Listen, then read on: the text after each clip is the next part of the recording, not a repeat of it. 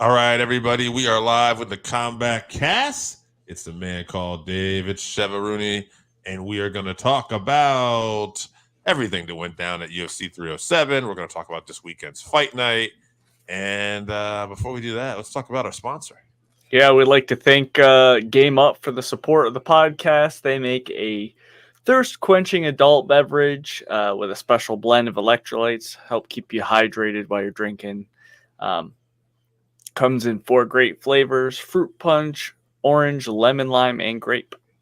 All right, and it's only 110 calories per can. It's low carb. So, guys, enjoy some Game Up. And let's tell people what we got coming up. All right, October 19th, we'll be talking about UFC Fight Night Hernandez versus Pereira, which is a fun fight. We'll also be talking about Francis Ngannou's return. First fight in the PFL against Renan Ferreira. Big heavyweight matchup there. PFL pay-per-view. And then October 26th, we'll be talking about UFC 308 Topuria versus Holloway from Abu Dhabi, early fight card. Yeah. And then November 2nd, UFC Fight Night Morono. Brandon Moreno's back versus Albazi. Yeah. That should be a good one, too, for as far as flyweights go. We got some compelling flyweight fights coming up. Hopefully, maybe put a little shine on that division. And, the big story was what happened, UFC 307 this weekend. But before we do that, I thought let's just preview this weekend's card first. Let's talk about the future first. And is there any fights you want to shout out first before we get with the rest of this card? Yeah, there's a few good fighters on this card. It's an average Apex fight card, but on the undercard, Daniel Rodriguez versus Alex Morono. That's a fun one. I was looking forward to the Junior Tafa versus Chris Barnett fight, but I believe Barnett had to pull out with an issue, so unfortunately that one's not on there. But let's get into this co-main event here. Brad Tavares versus Jun-yong Park, which was a fight that was supposed to happen back in July, but medical issue, so got canceled and postponed until now. All right, Jun-yong Park is 17-6, 5 KOs, 6 subs, 6 decisions. He's had fight at night for once times, including a fight at night that he lost to Gregory RoboCop. Yeah.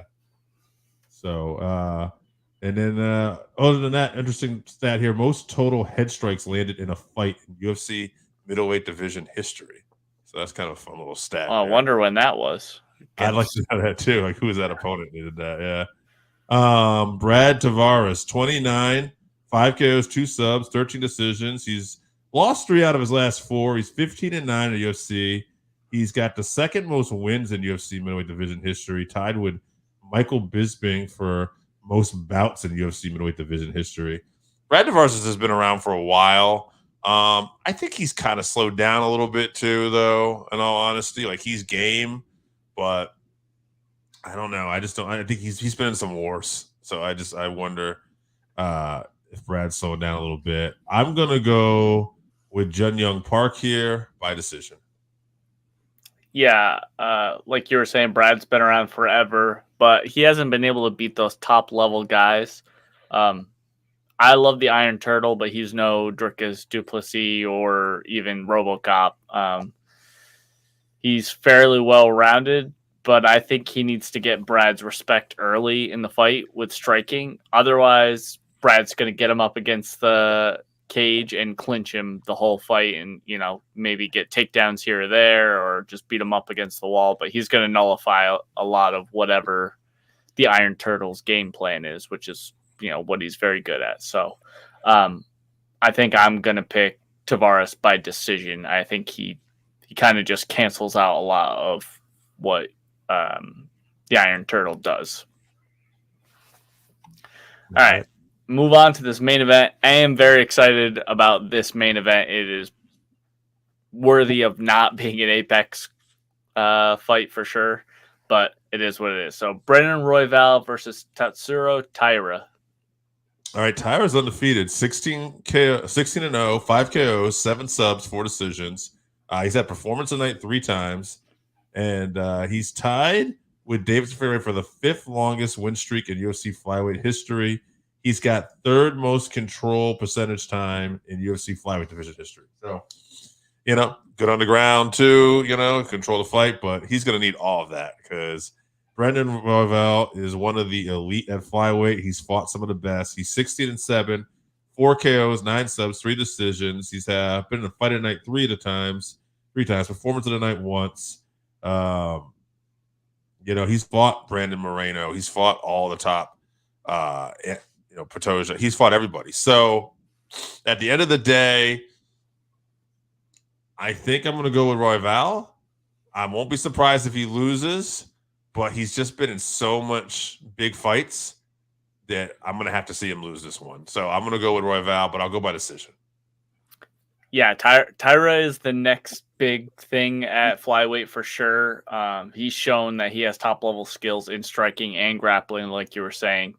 But Royval is a big step up. I think the X factor for this, what he brings that's different than what Taira's other opponents is just chaos in the fight. So he's well-rounded, but it's the pressure and just violence in all aspects of the fight. So I think that Taira will handle the grappling scrambles fine, but we haven't seen him in a striking match that this won't be technical. It's going to be more of a brawl, and we haven't seen him in quite that situation. So that being said, I believe in Taira's skills. I think that he'll be tested for sure, and I think he'll come through okay. I think he's going to win a close decision, very close decision. All right. So either way, we're predicting 5 rounds, folks. So get ready for a long main event. We'll see how it goes. Should be fun, though. Yeah. All right. Let's talk about fun. UFC 307 this past weekend. I saved this for last because I really wanted to talk about this pay-per-view. This was a great pay-per-view. This was, for people complaining about the spear and that show, this was, I think, a good reminder of how when the fights could be very dynamic sometimes, and UFC and MMA is some of the most unpredictable sports in the world. And, I don't know. This was I enjoyed this card overall, but this main event really made it for me. We'll go in order, though, if you want. We'll talk about the undercard. Yeah. Obviously, Carla Esparza, the judging and reffing was a bit suspect. I mean, I don't know if anyone got robbed per se. There were close decisions, but I went against almost every split decision personally. But Carla Esparza retirement fight, she lost to Tisha Pennington, close fight. Ryan Spann got a quick guillotine over OSP on the undercard, or on the prelims rather. But the big thing was Wonderboy got knocked out by Joaquin Buckley round 3. And that means Wonderboy's lost 4 of his last 5, I think, with one win being over Kevin Holland, who, a gentleman's agreement to only have a kickboxing match with him. Yeah. So I think that Wonderboy has looked good in all these fights that he's lost, but I think maybe he's just lost a step where he doesn't have it at that top level. So if he's going to keep fighting, I think he's got to fight some of these lower down guys. Yeah, I agree. And meanwhile, too, good for Buckley, whose stock continues to rise. So that's a very good feather in his cap for sure. And then he made a very good call out of Kamaru Usman. That's who he should fight next. If you remember in his last fight, he called out Conor McGregor and got a bunch of shit because that was a terrible call out. This was a very good call out. Usman's been out for a while. Buckley didn't take a lot of damage. I think, strike while the iron's hot. You try to get him in there quickly. Let's move on to this main card, though. Speaking of Kevin Holland, Roman Dolidze versus Kevin Holland. What'd you think of this one? I thought it was an interesting competitive fight up until Holland got hurt. I don't know that Holland would have necessarily won this fight, but I didn't feel like he was out of his league or anything here. I thought this was interesting, but then he hurt that rib. And I think there's some controversy. Someone said that, like when the coach said, do you want to keep going? The coaches should just step in. Ultimately, the coach called it off, though. So, I mean, I think that should be noted, too. But,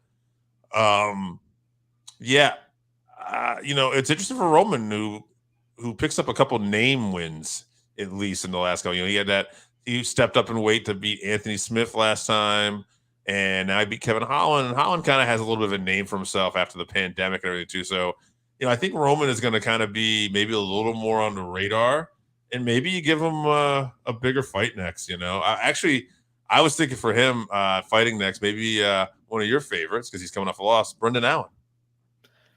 Yeah, that would be good. That's quite a step down for Brendan Allen, who he was, like, I don't know, 4 or 5 or something around there. But I think we just didn't get to see enough of this fight, and I think it would be a good fight.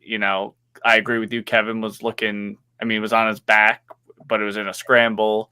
That's how he ended up getting hurt. He hurt his rib. But, it was just one round that we saw, and I don't think that's enough to determine anything. So I think they should run this one back, really. But, whatever Kevin does is what people are going to watch because he's fun. Absolutely.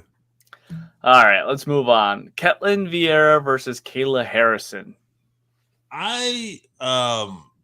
So it's interesting because I think a lot of people were disappointed if you're for Kayla that she didn't just ragdoll Caitlin, and I can understand that. And that does tell me that she's got, she might not just have her way with everybody here. But on the bright side, I thought her striking looked a little better. I thought like she was able to get some good leg kicks. She's big and she's strong. She got cut. She had that big hematoma on her head, and she battled through that. So I think there was some real good here at the end of the day. And she was obviously able to take Caitlin down. And, it was interesting. It was an interesting fight. I would have been interested to see, like, if this had went 5 rounds, just to see how Kayla Harrison would have kept the gas tank. Yeah, the gas tank would have done. I will tell you this, though. I saw this fight, and I thought, okay, she needs some work to it. But I also came away thinking, like, I don't know if she steamrolls over, and we're going to talk about the bantamweight champion later, but whoever the bantamweight champion was at that point, I was looking at that and go, oh, if she can't take somebody down, though, and they can keep it on the feet, like, this gets very interesting and very competitive. Now, also, credit where credit is due. Caitlin Vieira, tough, elite fighter. She's also much stronger than both Pena and Pennington. So I think she's much harder to take down. Yeah. But, yeah, I agree. It was not Kayla's best showing. I think it really comes down to that weight cut is very brutal for her. And she's, like, not young. And it's only going to get harder to do the weight cut. Right.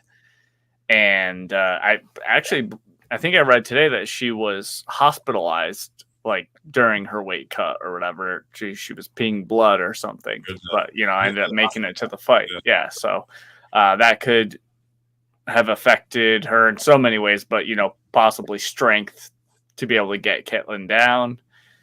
But, yeah, overall, not a great showing. But I do think she needs to be next for the title fight because I don't think there's anyone else there.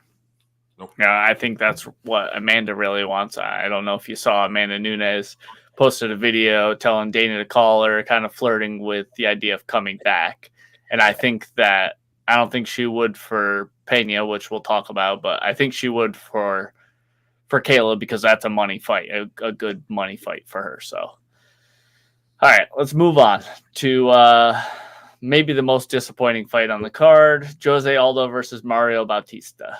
Very disappointed. I thought this had potential to be like fight of the night. I thought these guys were gonna really bang, and Mario Bautista instead just basically held Aldo as much as he could to win this fight. And the big argument was, is that enough to win a fight if you're not really doing much? The judges thought so. So, it's tough to say. Either way, stylistically, it's not fun to watch. It doesn't bring in a lot of fans. People aren't going to really enjoy that style. But I mean, at the end of the day, he got the win. And as far as like, I'm just gonna say a next fight for him, I'd like to see him fight Marlon Vera because I'd like to see you try to do that with Marlon Vera. Also, it's a step up. You're gonna fight somebody else high in the rankings, but you're also fighting a different style where I feel like Marlon Vera is not gonna be one just to be held there. I think he got a win, but the UFC is going to punish him for that performance. So he's going to get whatever the worst matchup is for him. Hunter and Dana will figure that out, and they will give him the worst matchup. Maybe they'll bring in some Dagestani wrestler we've never heard of, and we'll see. Go ahead and hold him down and see how that goes. So I'm not sure. That was not the fight I was expecting for sure. I get although it's dangerous and he's a name on your resume if you get that win, but people will remember that you got the win literally just by holding Aldo on the cage. Obviously, Aldo's been around forever. He should know how to get out of that position, and it is a sport. So Mario's trying to do whatever he can to win. I don't know. It's also entertainment, and that was not entertaining at all. It was brutal. I said, the UFC will take care of it in their own way for sure. That was the worst fight in the card. Yeah, absolutely. Yeah, if it wasn't, I think for a really great main event, I mean that could have helped spoil the card. But anyway, we'll continue on. It did not spoil the card, but yeah, definitely put a bad taste at that time. Yes. Yeah. It was a bummer, but I want to see Aldo back, so hopefully they give him something a little bit. Maybe Aldo versus Marlon Vera. That would be. We know Marlon's not going to hold him up against the cage. Mm-hmm. He's not going to try to take him down probably either. So that would be fun. All right, let's move on. Co-main event: Raquel Pennington versus Juliana Pena. After the Mario Batista fight, this wasn't what I needed. Let's just say at that point. But looking back, like it was a competitive fight, and it was interesting. Obviously it was competitive. It was split decision. I know it's funny because all the judges online, all the experts online, all the media actually had it for Rocky, but everybody pretty much had it by one round. It was all decided by that round. The first round, yeah. Yeah. So that's what was very interesting, very compelling. I thought. Honestly, I'm like, okay, I think Rocky did enough to win, but I wasn't like shocked that Pena won. Same. Of course, I did. It was funny because I did pick Pena here last week, and friend of the show, we'll just call him the man they call Pete. He said to me, "Team Rocky all the way." So when he messaged me the next day, I did say, "Don't worry about what you heard from those MMA online experts. You just believe the man they call Dave and the judges. We know what we're talking about." Because obviously, I didn't feel very confident about that win when they got there. I thought it was competitive. I thought, much like you said, Pena being off for a bit too. I thought she looked a little more tired. Yeah. She was able to get her grappling in at times, but I think Rocky was figuring out. So if this was a fight where you had more rounds, I would have said, okay, Pennington's going to turn this around here.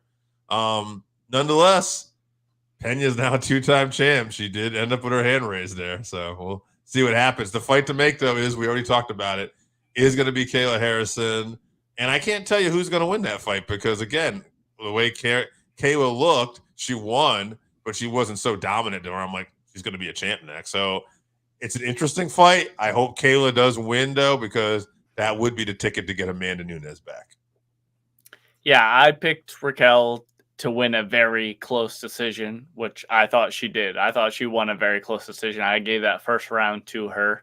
Yeah. But like I said at the beginning of the show, everything was close, so I don't think anyone got robbed necessarily. So I guess good for Pena. What I didn't like was the fact that she didn't call out Kayla. She called out Amanda Nunes. Nobody wants to see that. In the last fight, I don't know if you remember this, but I'm pretty sure she got 10-8'd every single round. And people were talking about after the fight if her coach should be brought up on charges for even letting her go out for the fifth round. Yeah. So, yeah, I don't want to see that fight again. I don't agree with you. I think Kayla, whether she has a tough weight cut or not, I think she beats Pena's ass. I think she's in her head. Yeah. I think, and like I was saying before, Ketlin is very strong. Very, very. She's size-wise about as close as anyone is going to get in the UFC to Kayla. So, You think stylistically that was the big difference? That yeah. Don't read too much into what Kayla's performance. It was stylistically, Caitlin was just that fight. Stylistically tough matchup, plus a brutal weight cut. Made it even tougher. So, I think she, mows over Juliana. I think she takes her down, submits her in the first 2 rounds, and then she fights Nunes, and we can talk about that at some other point if it comes along. But I don't like her chances in that one. But I'm not a fan, by the way, before we get into the final fight, which we love. I am not a fan of Pena's striking stance. I don't know why, but I've never really talked about it. But it's like she puts her head down. I'm not a fan of almost anything about Pena. So, all right, let's move on. Main event. What a great fight. Alex Pereira versus Khalil Roundtree Jr. Man, Khalil Roundtree Jr., I think we both said that stylistically he had the capabilities of winning this fight. And we knew, or at least we felt like he would rise to the occasion and really bring it. But ultimately, we just thought that it was going to be a striking matchup. And when you have a striking matchup like that, you're going to have to go Pereira. That was it. I mean, at the end of the day, although it was interesting, like Khalil was up on the scorecards in a very close fight, and it's because these rounds were super competitive. You said it in our group chat. I was with another friend of the show, and I said it right before you texted us. I said, Jesus, Pereira just looks so damn big. And then you texted that, and I don't even know if you knew what I said, but I was just like, man, I was like, it is. It's so noticeable because Khalil Roundtree is not a small guy. No, he's huge too. Yeah, and Pereira just looks like he's dwarfing him. It looks like another weight class. It's very interesting to watch. And Pereira is so fast. And for Khalil Roundtree Jr., he was so fast. And I think that speed is what really kept him in there and had him, at times winning a very competitive fight. But it just looked like Pereira was like at times just this close. If he just connected right here with a kick, it was going to be over. But Khalil Roundtree Jr. fought, I think, the best fight of his career. He fought what he could have done. But in the end, Pereira rode out the storm. Great fight IQ. Started to really pick him apart with the leg kicks. And then he went to that body. And, this was after already busting up his face, his nose, and his eyes. And that was it. And this is a guy who is patient. And there is something about this guy, Alex Pereira, too. He's so damn nice in interviews and respectful. But you just see that intensity when he goes for a finish. I think when he knocked him down, he was like, Rrr. And it's just like, it was just that switch. And so what can you say about Alex Pereira? This guy's a star. He's really turned the UFC around. I predict he's probably going to be on the cover of the next UFC game. And then that's when he'll start losing because that's just what happens to everybody. EA curse. Yep. Yeah. Unless you're John Jones and you just get arrested again. But yeah. I just think at this point, I really like to see him go to heavyweight. He's fun at light heavyweight. I like it. But if you look at the more compelling matchups, it's like I'd like to see him fight a John Jones, a Tom Aspinall. I don't care. I just want to see him in a big, big fight going for a third weight class world championship because I think he has the capability. Also, DDP at middleweight is an interesting fight. If he had to go down to middleweight, he says he can do it. I know he's an athlete, but Jesus, I don't know how he ever did it. He just looks so damn huge. DDP should come up to him if they want to do that. Yeah, absolutely. But yeah, so anyway, that's what I like to see next. I like to see him get a run at heavyweight. But great fight. Yeah, I basically called this one to a T as well. Khalil landed a few hard shots. He showed how much of a warrior he is. I wish that when he tried to counter on Pereira a lot. So I wish he had thrown less hooks. He threw a lot of wild hooks, which he landed some of them. But if he had thrown more straight punches, I think he would have landed a lot more because Alex was leaning out of a lot of them. So, but what can you say about Pereira? He's the number one guy in the UFC right now for a reason, and that's why you can see it. He saved another card, most title defenses in a calendar year or something like that. He has 3 title defenses in 180 days or something like that. Yeah. Wild. He's making the most of it because he's not young, obviously. So shout out to him for giving the fans something to cheer for and some entertainment. As far as where he goes next, he can do whatever he wants. Whatever he does is going to be big. Whether he wants to wait and fight Ankalaev or he goes up, I think the UFC still would like him to avoid straight grapplers for now. Yeah. But I'm not sure what's going on with him. But I know that, and I don't know if you saw this after the fight, but I'd like to see Khalil versus Jamal Hill. I don't know if you saw Jamal Hill doing a yawning thing afterwards, which was stupid because that fight was tremendous. And then Pereira was asked about it in the presser afterwards, and he said, I don't know, maybe he was tired. He just woke up from UFC 300, which obviously is where Pereira knocked him out. So great response. Yeah. Yeah.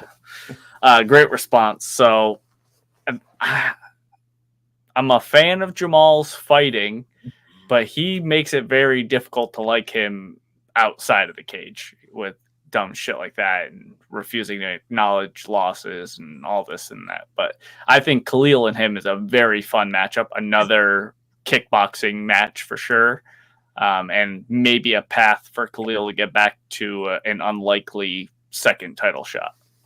That's true, because if Khalil wins that and Alex stays at light heavyweight and whatever, like this rematch would sell because Khalil, that fight was so good.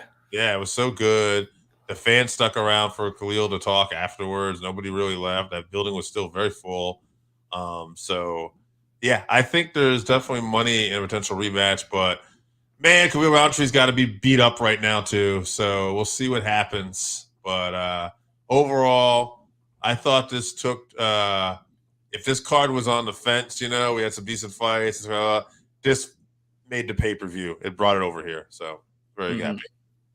Why don't we tell people what we got coming up one more time? All right, October 19th, UFC Fight Night, Hernandez versus Pereira, and also Francis versus Ferreira. Can't wait to talk about that one. Looking forward to that. And then October 26th, UFC 308, Topuria versus Holloway. Let's go, Max, BMF. And then November 2nd, UFC Fight Night, Morono versus Albazi. Fun flyweight matchup. All right, and let's not forget Royval versus Taira this weekend. Guys, enjoy the fights. And before we get out of here, enjoy some. If you haven't tried Game Up, then you are missing out. Imagine your favorite seltzer and your favorite sports drink had a baby, but it's way better than that.